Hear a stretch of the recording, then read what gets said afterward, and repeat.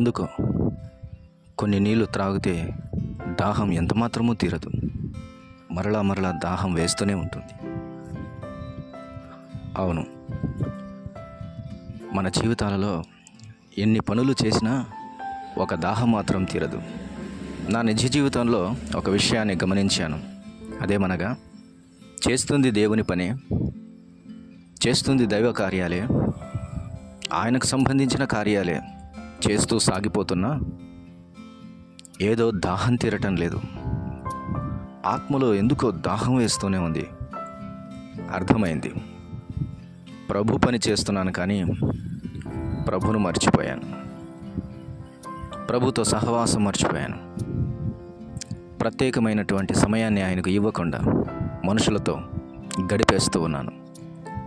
అది పనే అయిండవచ్చు, కానీ ప్రభువు మరో చోట ఉన్నాడు. అందుకనే ప్రభుతో మాట్లాడటం, ప్రభుతో సమయాన్ని గడపటం నేర్చుకున్నాను. అప్పుడు తీరింది దాహం. అందుకే కదా సమరయ స్త్రీతో అన్నాడు, నేనిచ్చి నీళ్లు త్రాగువాడు దప్పికొనడు అని. కొన్నిసార్లు మన జీవిత యాత్రలో ప్రభువును మర్చిపోతే ఖచ్చితంగా దాహం వేస్తుంది. అవును, ఈ లోకపు యాత్రలో ఎన్నో ప్రయాణాల గుండా, ఎన్నో ఇరుకుల గుండా, ఇబ్బందుల గుండా వెళ్తూ ఉన్నప్పుడు ప్రభు తోడుంటే ఎంత మాత్రము భయం లేదు, ఎంత మాత్రము దిగులు లేదు.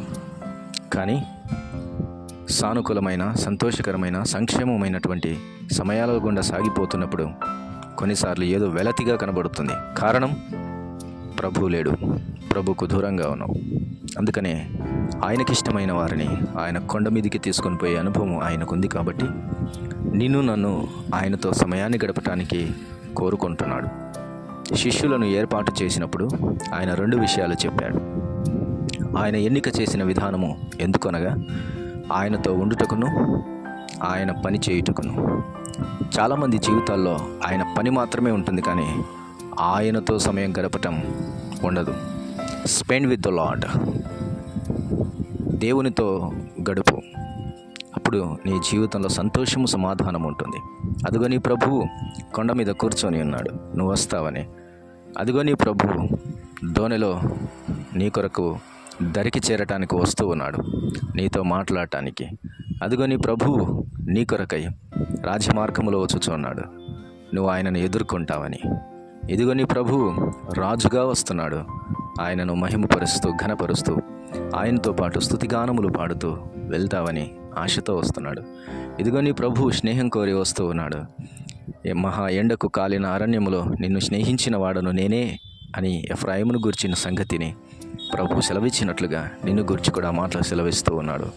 ఆయనతో గడుపు, ఆయనతో గడుపు, ఆయనతో గడుపు. ఆయనతో నీ సమయాన్ని గడిపిన యెడల నీ హృదయంలో, నీ ఆత్మలో దాహం ఉండదు, సంతోషము, సమాధానం ఉంటుంది.